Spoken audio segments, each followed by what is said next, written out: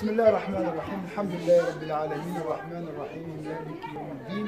إياك نعبد وإياك نستعين اهدنا الصراط المستقيم صراط الذين أنعمت عليهم غير المغضوب عليهم ولا الضالين آمين. اللهم صل على سيدنا محمد الفاتح لما أغلق والخاتم لما سبق ناصر الحق بالحق والهادي إلى صراطك المستقيم وعلى آله حق قدره ومقداره العظيم. سبحان ربك رب العزة عما يصفون وسلام على المرسلين الحمد لله رب العالمين. La question posée par Ghazali est claire, mais n'est pas simple. Est-ce que la vie de l'au-delà est une certitude? Comment prouver que la vie de l'au-delà est une certitude? Alors, je vais lire vite les arabophones. Suivez-moi parce que je vais lire vite, ça s'enchaîne. قال أما الأصل الثاني من كلامه وهو أن الآخرة شك. الشيطان يقول لك أن الآخرة شك، فهو أيضا خطأ، بل ذلك يقين عند المؤمن، وليقينه مدركان، أحدهما الإيمان والتصديق تقليدا للأنبياء والعلماء، مش تقليدا للناس، تقليدا للأنبياء والعلماء، وذلك أيضا يزيل الغرور، غير كافي لكنه يزيل الغرور. عجيبة. وهو مدرك يقين العوام وأكثر الخواص. عجيب. خاصة الخاصة شيء، الخواص يتبعون العلماء والأنبياء.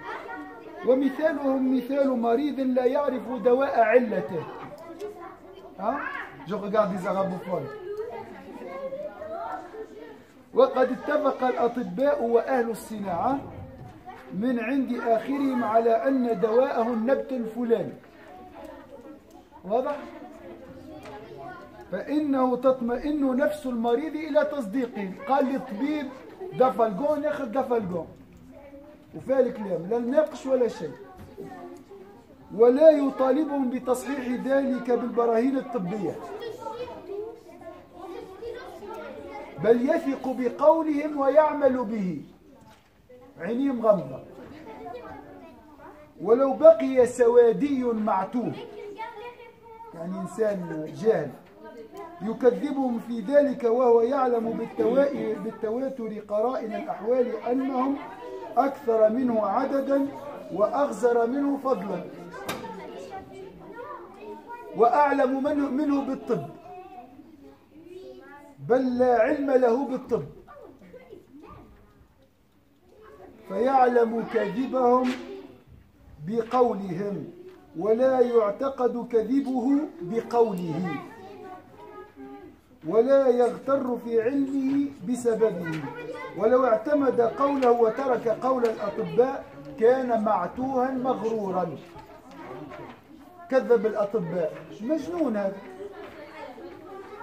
هذه خلدون قالها لي. قلت له ما هي الأدلة اليقينية على الآخرة؟ قال ما قاله العلماء والأولياء والعلماء والأنبياء، هم أذكى منا صدقوا.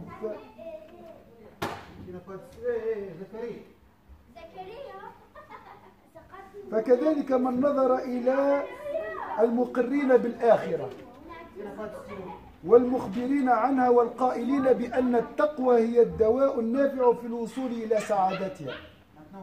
الكبار العلماء والأنبياء والأولياء قالوا الآخرة يقين، وأن الوصول إليها بالتقوى.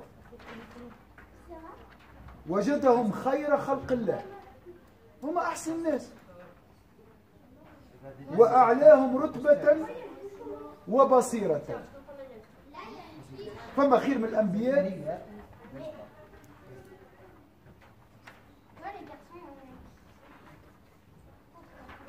وأعلاهم رتبة في البصيرة والمعرفة والعقل، وهم الأنبياء والأولياء والحكماء والعلماء، واتبعهم عليه الخلق على أصنافهم، وشذ منهم أحد من البطالين. ايش معناها البطالين؟ اللي ما يحبوش يخدموا، اللي يحب يتبع الشهوة نتاعو. غلبت عليهم الشهوة. بلال سافا تسوي ان بو ومالت نفوسهم إلى التمتع فعظم عليهم ترك الشهوات. لماذا لم يتبعوا العلماء والحكماء؟ لأنهم بطلون يتبعون شهواتهم، وعظم عليهم الاعتراف بأنهم من أهل النار. صعيبة شوية جت عليهم شو يقولوا أنا من أهل النار، صعيبة. كيفاش أنا من أهل النار؟ فجحدوا الآخرة، قالوا إذا ما ثمش آخرة، ما دام فيها نار ما ثمش آخرة. وكذبوا الأنبياء، فكما أن قول الصبي وقول السوادي، السوادي هنا البيزون يعني الجاهل هنا، لا يزيل طمأنينة القلب إلى ما اتفق عليه الأطباء، فكذلك قول هذا الغبي الذي استرقته شهوته. يعني عنده هو غبي، هذا الذي ينكر الآخرة. لماذا؟ لأنه عبد لشهوته، وهذه ما في الأمر. لا، لأنه قال لك هذا الدواء لا ينفع، وأنت لا تعرف الطب ولا تستمع إلى الأطباء. لا يشكك في صحة أقوال الأنبياء والأولياء والعلماء، وهذا القدر من الإيمان كاف لجملة الخلق، وهو يقين جازم يستحث على العمل لا محالة، والغرور يزول به. واضح؟ إذن قال لك الأشياء اللي ممكن تجعل الآخرة يقين، أنت ما تفهمش في الدومان هذايا، تسلم إلى العلماء والحكماء الذين هم أذكى منك، ولا تنكر كما لا تنكر دواء الطبيب، ولا تسأل عن البراهين الطبية فيه. واضح؟ باسكو سي لون سي كوم سا جي ريزومي. مش عارف أنتم مقتنعون أم لا، تنشوفوا بعد. Quant à la deuxième origine des propos du diable, le diable va te dire, c'est quoi cette histoire de la vie de l'au-delà, hein? Elle consiste en ce que l'au-delà est un doute. Le diable va te dire, la vie de l'au-delà, c'est un doute. Il vous a dit ça? Bien sûr. Ce qui est aussi une erreur.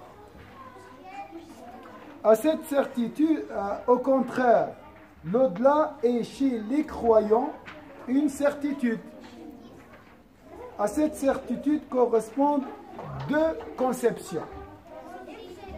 L'une d'entre elles est la foi et la confirmation, suivant en cela les prophètes et les savants. Pourquoi je suis croyant? Parce que j'ai entendu le prophète Sayyidina Mohammed dire que la vie de l'au-delà est une certitude. C'est convaincant pour vous? Pas encore.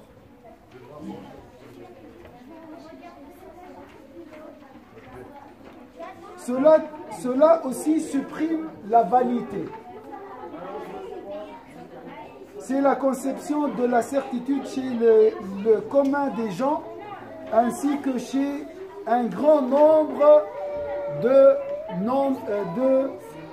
nantis, les gens de l'élite.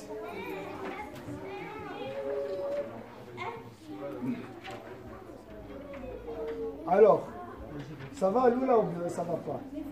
Ou bien 50%? Pas vraiment, c'est clair. Alors, tel le malade qui ne connaît pas le remède de son mal, alors que les médecins et ceux qui pratiquent la paramédecine sont unanimes sur le fait que son remède n'est autre que telle ou telle plante. Alors là, ça commence à être sérieux. Moi, je ne connais pas ce domaine, l'au-delà. Moi, j'ai mal à la tête. Je vais où? C'est le docteur. Moi, je n'ai pas de connaissances concernant la vie de l'au-delà. Je vais vers qui? Vers les spécialistes. C'est les prophètes, les savants, les pieux, les saints.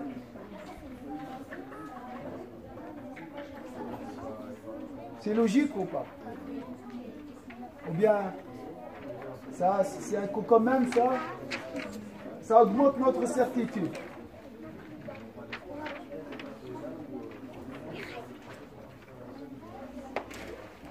Tel est le malade qui ne connaît pas. Mais c'est qui ces prophètes, ces sages, ces saints? C'est qui ces gens-là?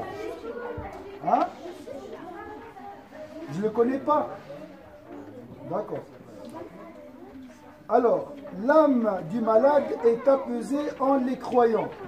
Quand tu vas chez le médecin, tu es apaisé. Sans en demander la confirmation par des preuves médicales.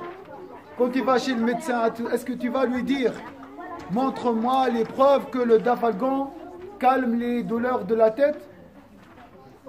Il va te dire « Tu ne reviens plus chez moi. » Mais bien sûr, tu dois croire à la médecine. Tu dis « Oui, monsieur. » Sans demander la confirmation par des preuves médicales. Au contraire, il a confiance en leurs propos. Tu as confiance, hein, à ton médecin. D'accord. Et les mets en pratique. Tu sors directement avec l'ordonnance, tu vas où? À la pharmacie, tu achètes, tu payes. Après, tu envoies là à l'assurance. Et tu es apaisé, tu dis Alhamdulillah. La même chose avec la vie de l'au-delà. Le prophète, il t'a dit qu'il y aura un jugement après la mort, tu dois croire. Pourquoi j'accepte le médicament ici, je dis rien, et pourquoi dans la vie de l'au-delà, je n'accepte pas? Pourquoi? L'effet immédiat, d'accord? Oui. Donc c'est question d'intérêt, c'est question de plaisir, c'est question de ego, c'est question de passion. Là, je reçois cash le médicament et ça calme la tête. Mais ici, je ne vois pas de résultat immédiat. Donc je suis quoi? Je ne suis pas la raison, je suis mes passions et mon intérêt. Moi, je suis sûr que si les prophètes amènent le paradis pour nous, non, j'inverse. Si le médecin me prescrit un médicament, mais je dois aller en Australie pour chercher la plante, extraire le remède, construire un laboratoire, peut-être je préfère mourir. J'abandonne tout ça. Hein? C'est vrai ou pas? Mais si, il y a des gens qui ne suivent pas les médecins. Par passion. Tu ne dois pas fumer. Vous connaissez ça? Fumer, ça c'est pas unanimité. Mais là c'est dur, chien. Là je ne suis pas les savants. Je ne suis pas les spécialistes. Donc la question de médecine, pourquoi j'ai suivi mon médecin? Parce que c'est facile. Ordonnance, pharmacie, assurance. Je ne paye rien franchise. Mais si je dois faire un effort, là je dois au médecin. Tu dois me convaincre. Hein. Je ne suis pas sûr que je dois aller en Australie pour chercher ce médecin. Là, je commence à poser des questions quand ça ne m'arrange pas. Quand c'est pas facile. Quand c'est pas facile, là j'ai des doutes. Oui, mais bien sûr, quand il parle de la vie de l'au-delà, les gens de l'enfer, tout ça, je dois me réveiller 5 heures du matin, je dois faire une retraite spirituelle, je dois chercher le bonheur à l'intérieur, Rahma, Rashadat. Voilà. Donc, la cause, il n'y a pas de doute. C'est pour ça que le Razel, il a dit les doutes émanent de l'ego et du diable. Il n'y a pas de doute. Tu nais avec une connaissance parfaite d'Allah. Tu nais avec une connaissance parfaite concernant Allah. Mais après, chaque jour, une partie tombe. Pourquoi? Parce que nous sommes paresseux. C'est tout. Il n'y a pas d'autre cause. Les doutes émanent de l'ego qui collabore avec le diable ou bien du diable qui collabore avec l'ego. Ça, c'est C'est la même famille. Est-ce que c'est clair ici? C'est ça le livre de la vanité. J'ai une question. C'est pour ça dire un peu ce qu'on a dit tout à l'heure par rapport au soufisme, par rapport à Tadabbur, par rapport à Rushd. Il faut chercher, c'est-à-dire questionner, pas forcément suivre. Là, si on a, donc, effectivement, si les ulama nous disent ça, pour moi, il y a une notion de suivisme. Il n'y a aucun Tadabbur, on ne questionne rien. Mais ça pèse le corps là. Hein? Là, je ne suis pas la foule. Là, je suis les spécialistes. Non, il y en a beaucoup et chacun vient avec son point de vue. Ah oui, il faut trier, oui. Donc là aussi, qu'est-ce qu'on va suivre? Donc c'est pour cela que c'est pas une question qui est aussi facile que ça. Il faut aussi... on voit maintenant, on est dans cette... Oui, oui. Dans la divergence entre les ulama, il faut trier, il faut réfléchir. Là, c'est clair. Mais le principe, on parle ici de principe, de suivre un médecin, suivre un savant. L'analogie, moi, ne me parle pas trop, cette analogie. D'accord. Là, vous êtes libre. Alors, on va continuer. Voilà. Même s'il restait, parce que Moussa a suivi, il lui a dit, tu dois me suivre. Bon, on verra. Même s'il restait le teint jaune ou un peu, est-ce que si je satisfais ton intérêt, est-ce que tu vas avoir des doutes sur moi ou bien sur mon médicament? Je pense pas. Bon. Même s'il restait le teint jaune ou impotent, il ne traiterait pas cela de mensonge, alors qu'il sait grâce aux poules et grâce à la comparaison de ces états qui sont plus nombreux que lui. Il y a plus de ça. Donc, moi, je suis ignorant. Je ne sais pas. Je n'ai pas de connaissances concernant de la vie de là. Mais tous les prophètes, tous les sages, par unanimité, disent qu'il y a un jour qui s'appelle le jour dernier. Moi, 1 contre 1000. Combien il y a de prophètes? 124 000. Sont tous d'accord que le jour, la vie de l'au-delà est une certitude. Et moi, non, je ne suis pas d'accord. Donc le nombre ici sont plus grands, sont plus nombreux que moi. Mais de toute façon, dans le monde, il y a plus de croyants que des athées. Croyants qui croient à une foi. Donc même les gens du commun, on trouve plus, ils sont plus nombreux, les croyants, les religieux entre guillemets. Donc tous ces gens ont tort. Et toi, Masha'Allah, tu es plus intelligent que les savants, que les sages, que les prophètes et que la majorité de la population sur cette terre. Par rapport à ce que vous avez dit avant, si j'ai des doutes par rapport à les médicaments que je te donne.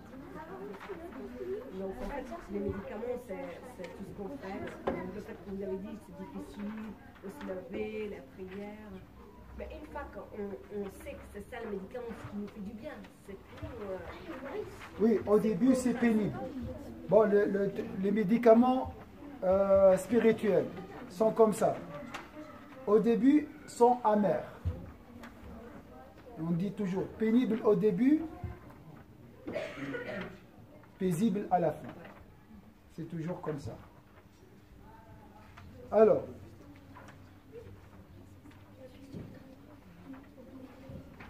l'habitude, donc au début, s'efforcer, s'habituer, aimer, se familiariser. C'est comme ça les étapes dans le cheminement spirituel.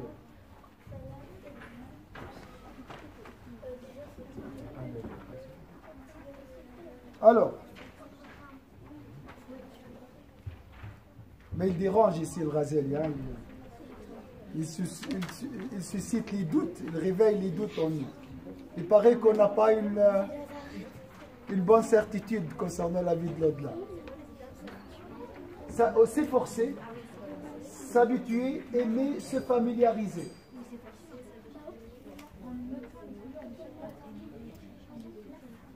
Alors, on a perdu un peu le fil, hein.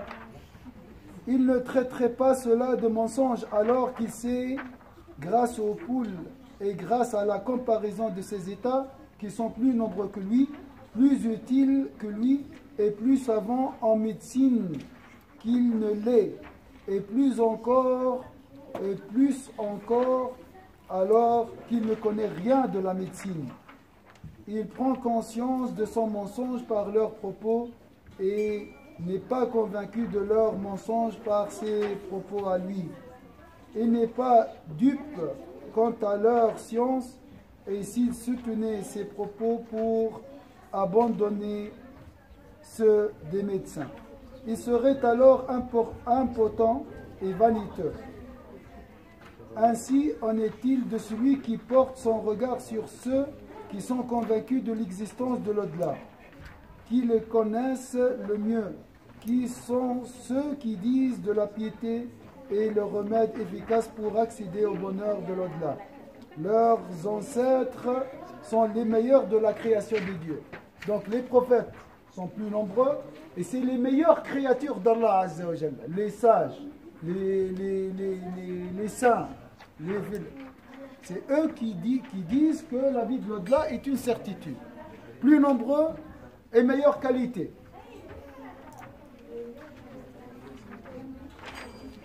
Pour accéder au bonheur de l'au-delà.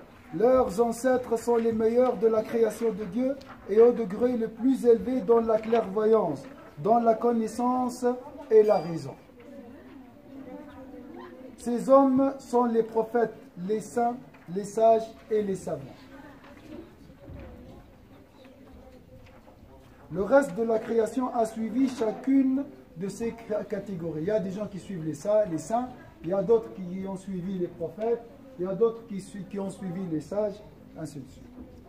Le reste de la création a suivi chacune de ces catégories. Certains paresseux, voilà, maintenant ils parlent.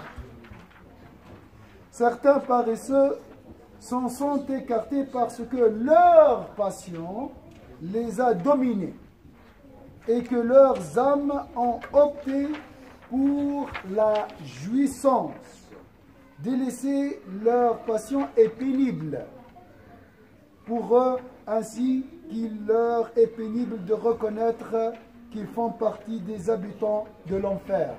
Pour eux, c'est très difficile d'admettre qu'ils seront parmi les gens de l'enfer, s'ils ne font pas l'effort.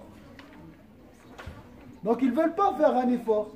C'est pour ça qu'ils préfèrent nier ou avoir des doutes sur la vie de l'au-delà. Ça, c'est la cause cachée. De l'extérieur, oui, je ne suis pas convaincu. Ah, ma raison me dicte pas, me dicte autre chose. Vous êtes d'accord? C'est une catégorie ou bien tous les athées sont comme ça? Allah. Délaisser leur passion est pénible pour eux, ainsi qu'il leur est pénible de reconnaître qu'ils font partie des habitants de l'enfer. Ils ont de ce fait nié de l'au-delà et traité les prophètes de menteurs. Tout comme les propos du jeune enfant et ceux de l'homme au teint pâle c'est les paysans, Sawadi c'est le paysan. Paysan ignorant, bédouin, hein, qui a la tête un peu dure. Voilà. Ne dissipe pas la quiétude du cœur quant à ce sur quoi les médecins sont unanimes. Donc pour lui, oh là non, il y a des gens comme ça, ignorants, ils ne savent rien. Il dit, les médecins ne savent rien. Vous avez entendu des gens comme ça? Ainsi en est-il des propos de cet homme riche que les patients ont absorbé. Ils ne peuvent susciter de doute sur ce qu'ont dit les prophètes, les saints et les savants. Cette quantité de foi est suffisante à l'ensemble des gens. Il y a des gens qui seront apaisés par ces arguments. Il y a d'autres non. Ils ont besoin de connaître, de savoir. Oui, les prophètes, ils ont dit ça, mais je dois être convaincu, comme tu as dit, Samira. C'est une certitude péremptoire qui incite assurément à l'action et par laquelle se dissipera la vanité. أما المدرك الثاني لمعرفة الآخرة فهو الوحي للأنبياء والإلهام للأولياء ولا نظنن أن معرفة النبي عليه السلام لأمر الآخرة ولأمور الدين تقليد لجبريل عليه السلام بالسماع منه كما أن معرفتك تقليد للنبي صلى الله عليه وسلم. Ça c'est fort. Ça c'est très très fort de la part de Ghazali. Quant à la deuxième conception, amenant à connaître l'au-delà, elle concerne la révélation faite aux prophètes et l'inspiration faite aux saints. Il a dit une chose très importante. Ne croyez pas que la connaissance du prophète sallallahu alayhi wa sallam, que la paix et le salut soient sur lui, des choses de l'au-delà et de la religion, soit une imitation aveugle de ce qu'il a entendu de Gabriel. Ça c'est bizarre, hein? Pour nous, le prophète sallallahu alayhi wa sallam a suivi aveuglement l'ange Gabriel. Non. Ou bien nous comparons notre suivisme au suivisme du prophète sallallahu alayhi wa sallam. Moi je suis le prophète et le prophète sallallahu alayhi wa sallam a suivi l'ange Gabriel. Elle a dit non. On va voir. حتى تكون معرفتك مثل معرفتي. Si on dit comme ça, donc ta connaissance, c'est comme la connaissance du prophète. C'est pas vrai. Le prophète sallallahu alayhi wa sallam a reçu ses connaissances de l'ange Gabriel. Et moi j'ai reçu. Donc c'est la même connaissance. C'est pas possible.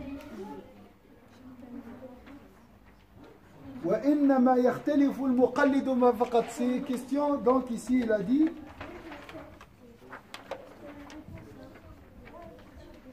ne croyez pas que la connaissance du prophète, que la paix et le salut soient sur lui, des choses de l'au-delà et de la religion soient une imitation aveugle et de ce qu'il a entendu de l'ange Gabriel, que la paix soit sur lui, tout comme ta connaissance qui n'est qu'une imitation aveugle du prophète sallallahu alayhi wa sallam, que la paix et le salut soient sur lui, jusqu'à ce que ta connaissance soit pareille à la sienne.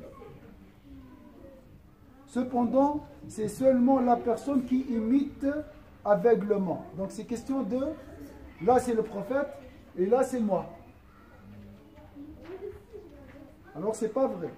Qui est différente, égard à cela. وهي فإن التقليد ليس بمعرفة. Car suivre aveuglement, donc il y a suivre et suivre aveuglement. J'ai suivi le prophète, il y a des gens qui pensent comme ça. J'ai suivi le prophète parce que c'est un spécialiste. J'ai pris ce médicament parce que c'est un médecin. Est-ce que ça c'est un suivisme aveugle? Oui ou non? Non, mais j'ai confiance en lui. C'est pas parce que le suivisme aveugle, c'est presque par contrainte. Je suis obligé. Vous voyez? C'est différent. Ça va, Yasmine, ou pas? Un peu. Hein? Il y a deux formes de suivisme. Il y a le suivisme aveugle et le suivisme presque par conviction. Et il y a la foi par conviction. Ou ça c'est encore plus haut. Donc là, suivisme aveugle, c'est presque, voilà, je dois suivre. Même si je ne suis pas convaincu. Deuxième, je dois suivre parce que j'ai confiance en lui. Et l'autre va suivre par preuve, par conviction.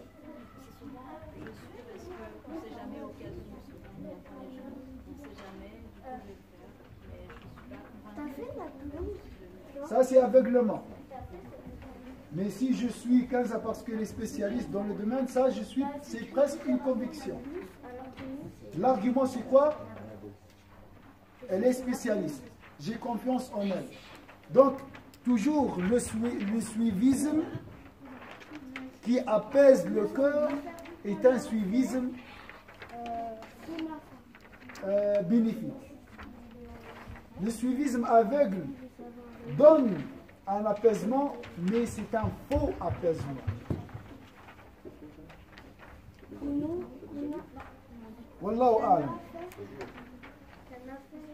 بل هو اعتقاد صحيح والأنبياء عارفون ومعنى معرفتهم أنه كشف لهم حقيقة الأشياء كما هي عليها فشاهدوها بالبصيرة الباطنة.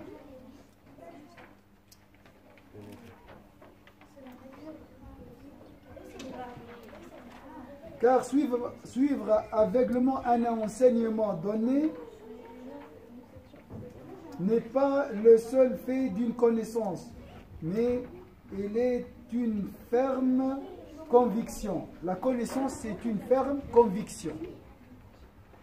Les prophètes sont les connaissants et le sens de leur connaissance, c'est qu'il leur a été dévoilé la réalité des choses telles qu'elles sont. Les prophètes, ils ont vu la réalité. Est-ce que vous avez vu la réalité de la dunya, de ce bas monde? Vous avez entendu que la dunya est éphémère, c'est tout. Vous n'avez pas vu. Vous n'avez pas entendu avec le cœur la réalité.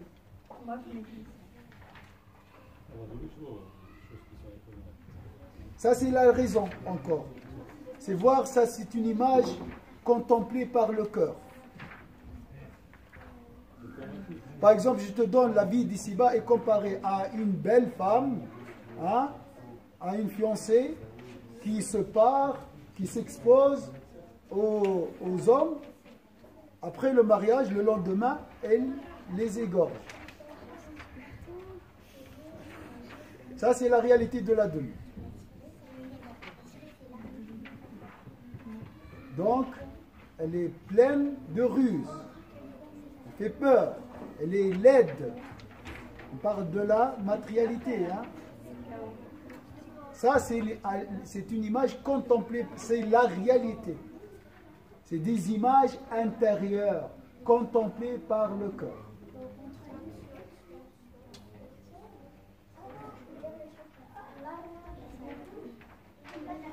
Est-ce que c'est clair ici? La réalité, c'est une chose. Le savoir, c'est dans les livres. C'est différent. On cherche quoi, nous? À travers la retraite, se détacher de la dunya. Nous ne connaissons pas la réalité de la dunya. On connaît quelques aspects, c'est tout.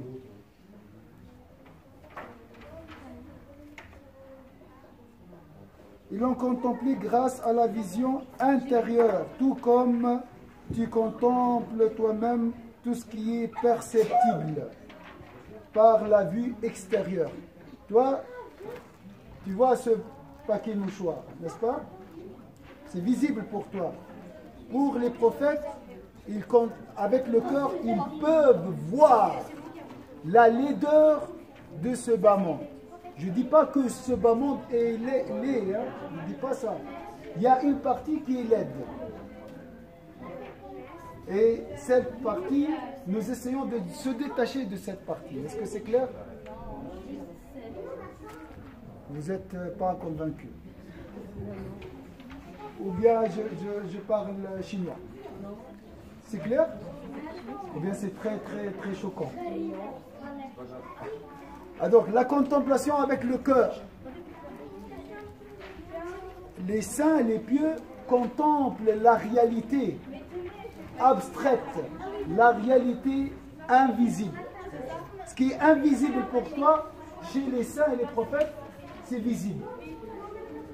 Parce que nous sommes voilés.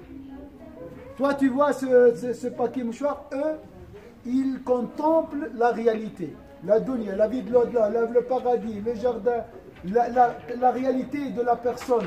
Ils peuvent voir qu'est-ce que tu as dans le cœur. Donc ça, c'est parce qu'ils n'ont pas les voiles, eux. D'accord? C'est pour ça que j'ai dit, nous ne connaissons pas la réalité de la. La réalité, c'est un autre mot. C'est ça la réalité. كما تشاهد أنت المحسوسات بالبصر.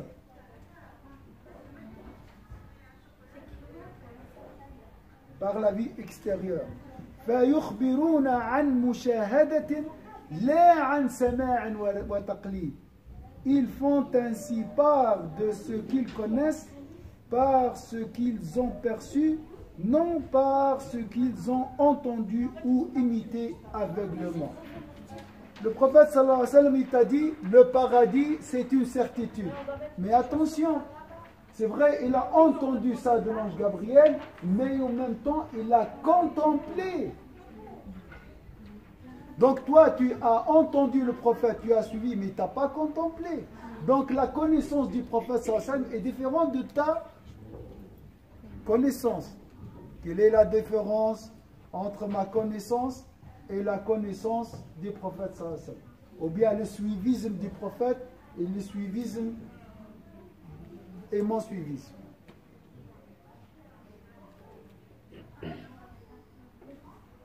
Celui du prophète sallallahu alayhi wa sallam est dû à une contemplation. Donc, Il a des preuves directes. Alors que le nôtre, il est. C'est-à-dire, on suit le prophète. Parce que j'ai confiance en lui. Parce que c'est un homme sincère. Maintenant, Samira va nous répondre. Comment je peux avoir la certitude que le prophète est un prophète? Pour avoir confiance en lui, je dois avoir la certitude que c'est un prophète. Parce qu'il y a des gens qui disent que c'est un menteur.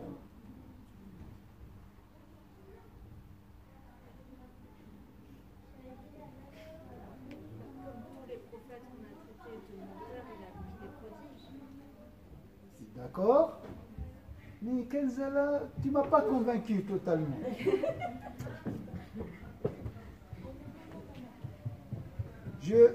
Le groupe de la prière sur le prophète sallallahu alayhi wa sallam. Qui est dans le groupe? Vous êtes tous, machallah. Avant la prière sur le prophète sallallahu alayhi wa sallam et après la prière sur le prophète sallallahu alayhi wa sallam. Est-ce qu'il y a une différence? Est-ce que vous avez compris comment acquérir la certitude? Vous avez lu des livres sur le prophète, des réponses sur les soupçons, sur les doutes, n'est-ce pas? Avant. Après, vous avez pratiqué la prière. Vous priez à 100 fois, 500 fois, 3000 fois. Hein? Il y a un groupe comme ça. C'est notre cœur qui s'attache à lui. Avec le doute se dissipe. C'est seulement le cœur peut dissiper les doutes. La raison, elle peut donner des réponses calmantes. Des calmants. Elle calme et elle réveille des questions, toujours. C'est comme ça. Mais le cœur, ses réponses sont... Alors, vous qui avez fait beaucoup de prières sur le prophète et qui ont la certitude, il faut suivre le prophète. S'il vous dit ça c'est blanc, ça c'est blanc. Par amour, parce que vous connaissez ce prophète, vous avez dit que c'est un homme de confiance. Il y a quand même quelque chose. Ça ne s'arrête jamais. Moi, c'est la question. Mais c'est bien, il faut chercher toujours. Hein. Comment ça a été, comment c'est décrit qui, moi, me pose problème. Parce que finalement, je veux dire, c'est ça, un prophète, ils nous ont décrit d'après une contemplation. Mais ils devaient nous transmettre. Et le message à notre niveau, pour qu'on puisse le percevoir à notre image, à notre niveau. Oui. Donc ils ont dû adapter. Et c'est là, et cette image qui pour moi ça pose problème. Parce que pour moi, non, c'est ta compréhension. L'image est la même. Mais c'est ton niveau. Tu peux voir le prophète selon ton niveau. L'image est la même, il n'y a pas de modification, c'est standard pour tout le monde. Mais ça dépend de ton degré. Tu vas le voir selon ton degré. Ce n'est pas la faute des transmetteurs, mais c'est notre faute, on doit grimper. Tu vas voir mieux quand tu montes. Voilà, c'est la foi qui compte. Ce n'est pas la faute des savants.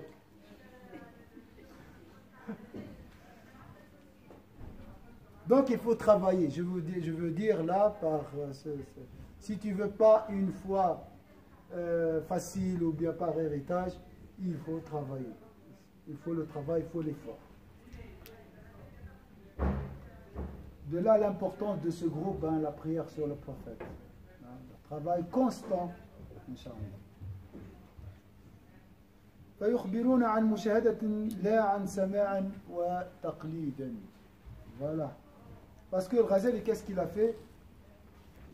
Des fois, il se perd, le Ghazali. C'est pas ça le sujet du livre. J'ai vu, après il a dit, maintenant je retourne au cœur du sujet.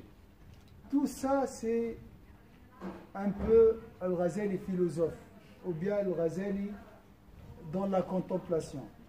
Des fois, il dit, ça sort de la finalité de ce livre. Ce livre n'est pas fait pour parler de ça.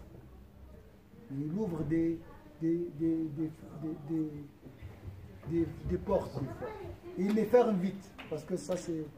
Si vous avez remarqué, c'est trop profond ici. Hein? Alors, on va s'arrêter ici, continuer, Inch'Allah, la prochaine fois.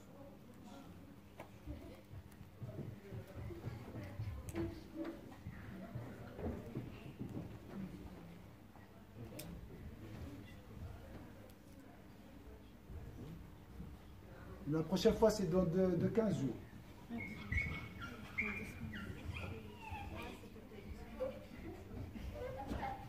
Ça va, vous avez pas mal à la tête?